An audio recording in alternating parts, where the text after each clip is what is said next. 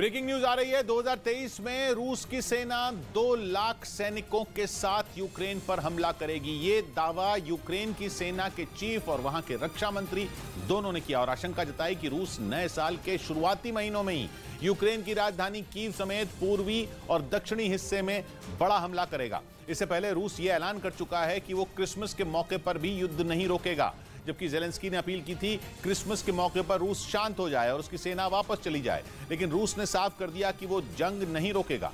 जिसके बाद यूक्रेन ने दावा किया कि रूस के लाखों सैनिक 2023 में यूक्रेन पर धावा बोलेंगे, जिसके लिए रूस में उन 2 लाख जवानों की ट्रेनिंग चल रही है जिन्हें यूक्रेन में तबाही की कहानी लिखने के लिए भेजा जाने वाला है। यूक्रेन के रक्षा मंत्री ने हमले के समय का भी अंदाजा लगाया और बयान दिया कि रूस फरवरी में यूक्रेन पर बड़ा हमला कर सकता है, क्योंकि अभी रूस अपने सैनिकों को ट्रेनिंग दे रहा है। मतलब यह कि रूस नहीं रुकने वाला, वो ना क्रिसमस की परवाह करेगा और ना नए साल की, क्योंकि पुतिन ने ज़ेलेंस्की की क्रिसमस पर हमला रोकने की अपील को ठुकरा दिया है और नए साल में नए सिरे से जंग लड़ने की तैयारी में जुट गए हैं, जिसका ट्रेलर पिछले 1 हफ्ते में दिख चुका है। क्योंकि पुतिन की सेना ने एक बार फिर कीव का रुख किया और उस पर आत्मघाती ड्रोन से हमला कर दिया। यूक्रेन को डर है कि केवल कीव ही नहीं, यूक्रेन का दक्षिण और पूर्वी हिस्सा भी पुतिन के प्रकोप का शिकार बनेगा, क्योंकि यूक्रेन के सेना प्रमुख ने बयान दिया कि 2023 के शुरुआती महीनों में रूस कीव पर नए सिरे से हमला कर सकता है, जिसके लिए वो करीब 2 लाख नए सैनिकों को तैयार कर रहा है। इसलिए यूक्रेन को जवाबी कार्रवाई के लिए अपने सैनिकों को रेडी रखना होगा,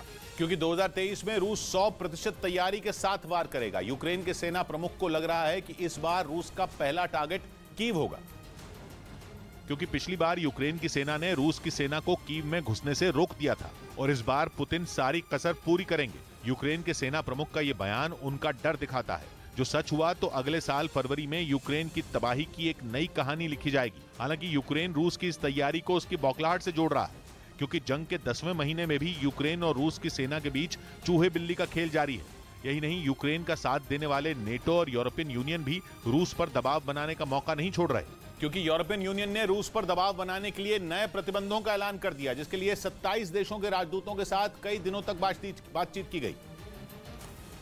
जिसके बाद यूरोपियन यूनियन ने रूस पर नए प्रतिबंधों को मंजूरी दे दी, जिनके तहत रूस के 200 लोगों को ब्लैकलिस्ट कर दिया गया। इसके अलावा रूस के खनन पर बैन लगा, साथ ही तेल निर्यात पर प्राइस कैप भी लगाया गया, जिसका मतलब यह कि यूरोपियन यूनियन ने रूस के तेल का रेट फिक्स कर दिया और अब वो अपनी मर्जी की कीमत पर तेल नहीं बेच पाएगा। यानी यूक्रेन समर्थक देश रूस पर दबाव बनाने का कोई मौका नहीं छोड़ रहे, लेकिन पुतिन के तेवरों से लग रहा है कि उन पर लगाए गए सारे बैन बेअसर साबित हो रहे हैं। उधर अमेरिका के टेक्सास में एक F-35B फाइटर जेट लैंडिंग करते वक्त क्रैश हो गया। इस हादसे का एक वीडियो भी सामने आया, जिसे वहां मौजूद किसी आदमी ने ही रिकॉर्ड किया था, जिसमें अमेरिका का एक F-35B लड़ाकू विमान रनवे पर लैंडिंग करता नजर आया। अमेरिका का ये fighter plane vertical take off और लैंडिंग में माहिर है। मतलब ये कि F-35B लड़ाकू विमान हेलीकॉप्टर की तरह सीधा जमीन से ऊपर उठ सकता है और सीधा उतर भी सकता है, और नॉर्थ टेक्सास मिलिट्री बेस के रनवे पर F-35B ऐसा करता भी दिखा। लेकिन जैसे ही इस लड़ाकू विमान के पहियों ने रनवे को छुआ, उसका अगला हिस्सा जमीन से जा टकराया। इसके बाद फाइटर जेट से धुआं निकलने लगा। he just crashed. हादसे के बाद F-35B रनवे पर फिसलते हुए आगे बढ़ता दिखा और तभी उसमें सवार पायलट तेजी से बाहर निकला और फिर पैराशूट की मदद से सुरक्षित जमीन पर उतर गया।